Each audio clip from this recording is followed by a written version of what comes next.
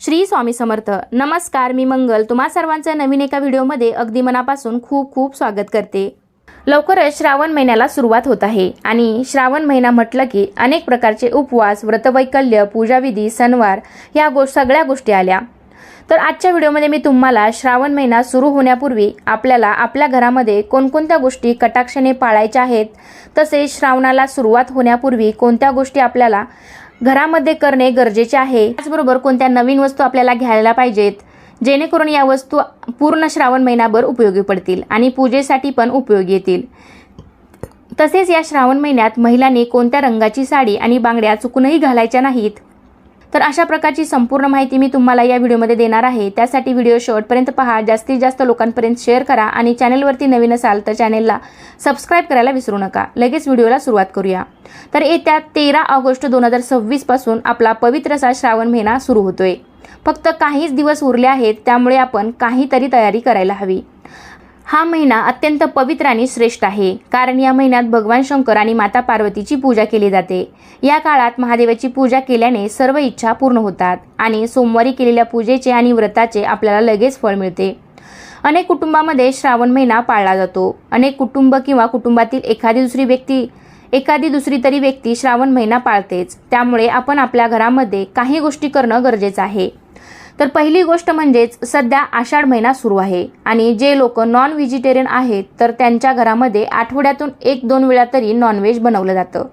अनेक प्रकारचे नॉनव्हेजचे पदार्थ आपण घरामध्ये बनवत असतो, कारण पुन्हा महिनाभर तरी आपल्याला खायला मिळत नाही आणि तिथून पुढे सुद्धा सणवार चालू होतात, जसे की गौरी गणपती, नवरात्र. त्यामुळे जे लोक नॉनव्हेज खातात ते बऱ्यापैकी आषाढ महिन्यामध्येच खातात. त्यामुळे आषाढ अमावस्येच्या दिवशी किंवा श्रावण सुरू होण्याच्या 1 दिवस अगोदर तुम्हाला तुमचा किचन ओटा किंवा गॅस असेल ते पूर्णपणे घासून पुसून स्वच्छ करायचा आहे. श्रावण सुरू होण्यापूर्वी गॅस असेल, गॅसचा ओटा असेल किंवा गॅस कट्ट्याचे खालचे कप्पे असतील तर ते पूर्ण आपल्याला स्वच्छ करायचे आहेत, कारण आपला हात इथे तिथे लागलेला असतो आणि श्रावण महिन्यामध्ये आपण अनेक प्रकारचे व्रत करत असतो आणि हा संपूर्ण महिना आपण पाळतो. या महिन्यामध्ये आपण नॉनव्हेज खात नाही, पण आपण इतर दिवशी नॉनव्हेज बनवलेलं असतं. त्यामुळे आपल्याला पूर्ण आपला गॅसचा कट्टा आहे तो साफ करायचा आहे. त्याचबरोबर आपल्याला आपल्या संपूर्ण घराची सुद्धा साफसफाई करायची आहे. घरामध्ये जे काही जाळजळमट असेल ते सुद्धा स्वच्छ करायचं आहे. ज्या काही तुटलेल्या फुटलेल्या वस्तू असतील त्या आपण घराबाहेर काढायच्या आहेत, कारण पुन्हा पूर्ण महिनाभर आपल्याला अशी कामं करायला वेळ मिळत नाही. कारण या महिन्यामध्ये सणांची रेलचेल असते. नागपंचमी असेल, रक्षाबंधन असेल, गोकुळाष्टमी असेल किंवा आपल्या श्रावणी सोमवारचं व्रत असेल. श्रावण महिन्यात कोणी 16 सोमवारचं व्रत करतं, कोणी मंगळागौरीचं व्रत करतं. श्रावणी सोमवारचं तर अनेक जणांचं असतंच. अशा अनेक प्रकारच्या पूजा असल्यामुळे आपल्याला आपल्या घराची पूर्ण साफसफाई करून घ्यायची आहे. या साफसफाईच्या सगळ्या गोष्टी तुम्ही आषाढ अमावस्येला म्हणजेच श्रावण महिना सुरू होण्या अगोदर 1 किंवा 2 दिवस आधी करू शकता.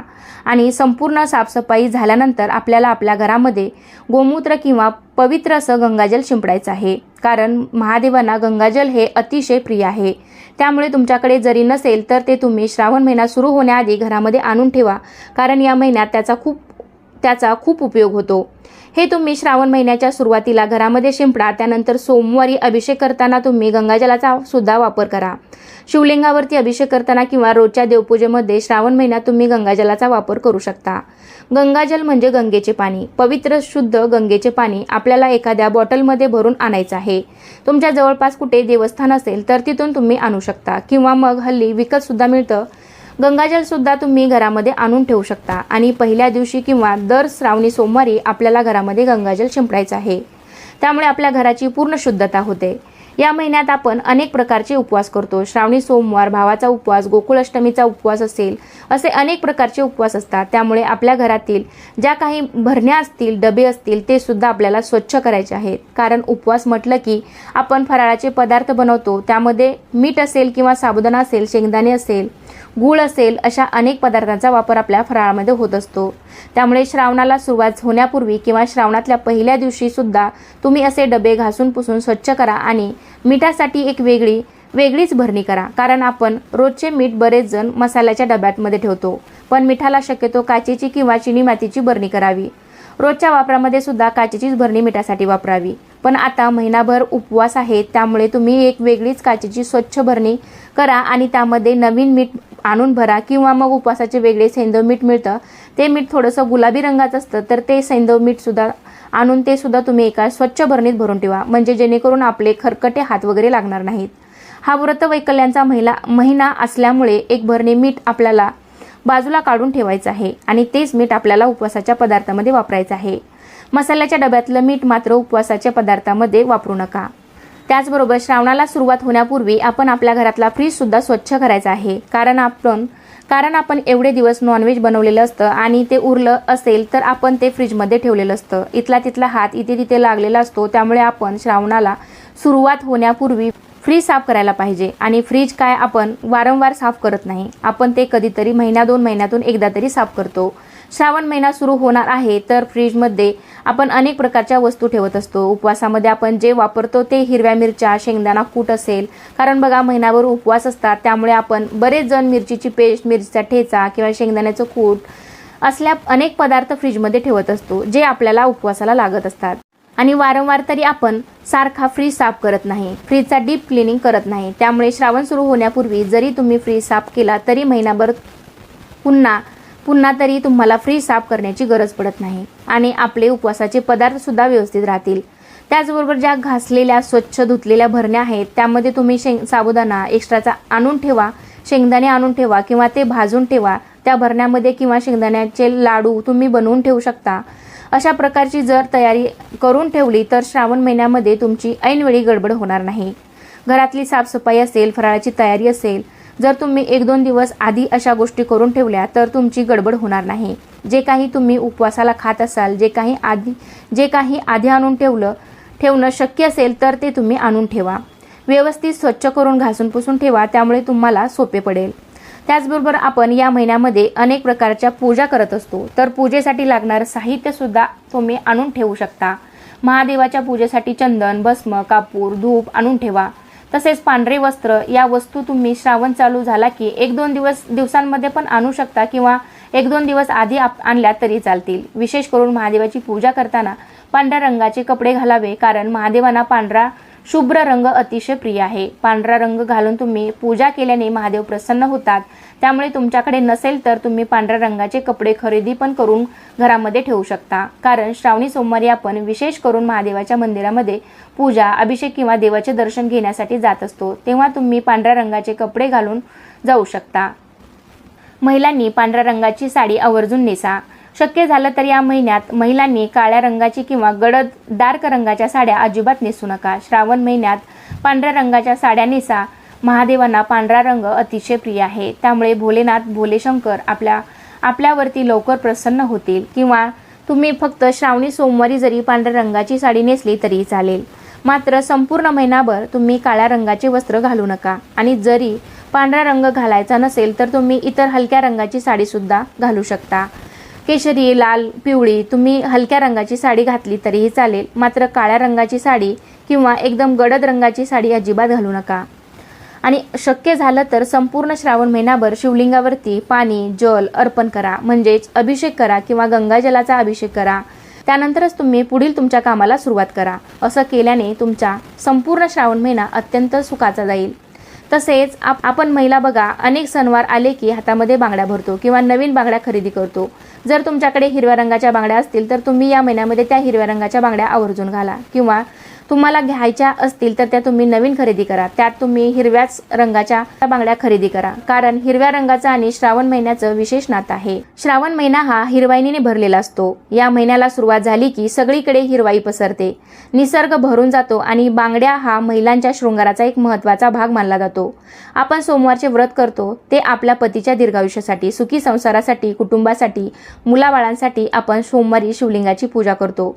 तर पूजा करताना आपल्या हातामध्ये बांगड्या ह्या असणं गरजेचं आहे. त्यामुळे तुम्ही शक्य झालं तर हिरव्या रंगाच्या बांगड्या घाला, कारण हिरवा रंग हा निसर्गाशी संबंधित आहे आणि श्रावण महिन्यामध्ये खूप हिरवीगार झाडे सगळीकडे झालेली असतात आणि तुम्ही हिरव्या बांगड्या घातल्यामुळे माता पार्वतीचाही आशीर्वाद तुम्हाला मिळेल.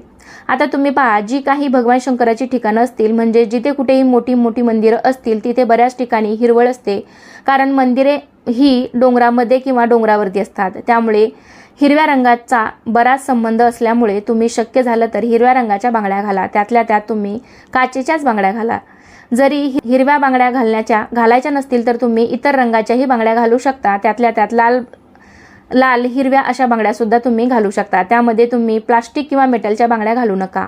आवर्जून या दिवशी तुम्ही या इतर रंगाच्या बांगड्या घातल्या तरी काचेच्याच बांगड्या घाला। श्रावण महिन्यामध्ये माता पार्वती आणि भगवान शिवशंकर यांची पूजा केली जाते। त्यामुळे श्रावण महिन्यामध्ये तुम्ही स्त्रियांनी सौभाग्याचे सामान माता पार्वतीला अर्पण करायचे आहे किंवा इतर लोकांना, गरजू व्यक्तींना तुम्ही दान सुद्धा करू शकता। यामुळे पार्वती मातेचा आशीर्वाद तुम्हाला प्राप्त होऊन पतीला दीर्घायुष्यासह तुम्हाला अखंड सौभाग्य मिळू शकते। ज्या कोणी गरीब गरजू महिला असतील त्यांना तुम्ही हिरव्या रंगाच्या बांगड्या, टिकली असं सर्व सौभाग्याचं सामान जरी तुम्ही दान केलं तर तुमच्यासाठी चांगलं राहील। त्याचबरोबर शंकराची पूजा करताना आपल्याला पार्वती मातेचीही पूजा करायची आहे आणि हे सौभाग्याचं सामान पार्वती मातेला अर्पण करायचं आहे। तर तुम्ही या महिन्यामध्ये नवीन हिरव्या बांगड्या, पांढऱ्या रंगाची साडी, त्याचबरोबर गंगाजल, त्याचबरोबर रुद्राक्षाची माळ सुद्धा तुम्ही खरेदी करू शकता।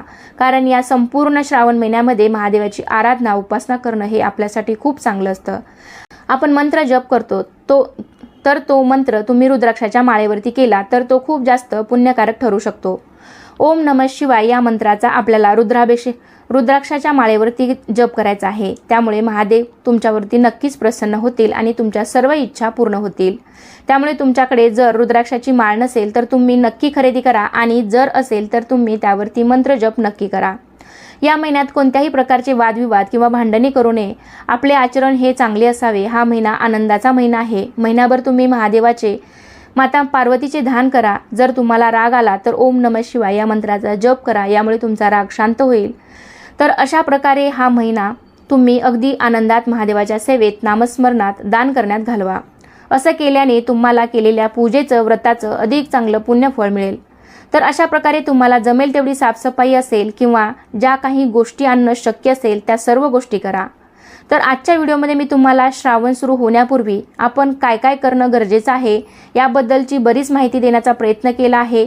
कसा वाटला तुम्हाला आजचा व्हिडिओ मला नक्कीच सांगा। आवडला असेल तर लाईक करा, जास्तीत जास्त लोकांपर्यंत शेअर करा आणि असे छान छान व्हिडिओज पाहण्यासाठी आजच आपल्या चॅनलला सबस्क्राईब करा। धन्यवाद।